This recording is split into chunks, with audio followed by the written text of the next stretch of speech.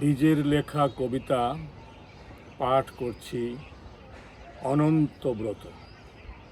আমি ডক্টর মোহাম্মদ জমির হোসেন। কথিত দুর্ভেদ্য দেয়ালের বুকে মাথা ঠুকে কি চাও তুমি হে প্রণয়িনী? আকাশ বাতাস ভূদর কন্দর বৃক্ষ নদী যত সব তোমার অনুষঙ্গ, অস্তিত্বের কণ্টক পুষ্প, প্রণত অবনত বিশ্ব ব্রহ্মাণ্ড যত সব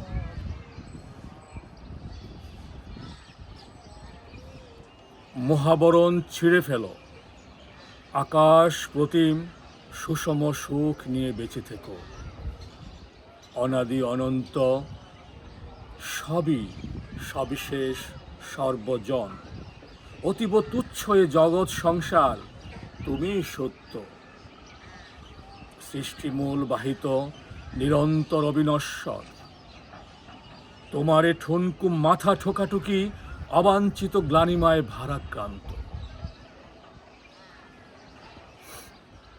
কদর্য কামনা ঝেড়ে ঝুড়ে মুক্ত পক্ষ তুমি, আমার অবিনাশী সৃষ্টি সত্য। তারপর এক কালাকাল পেরিয়ে নির্মল তুরি আনন্দ বেছে নেব অবশেষে। একাকার একাত্ম আত্মসমাহিত অনন্ত ব্রত। ধন্যবাদ।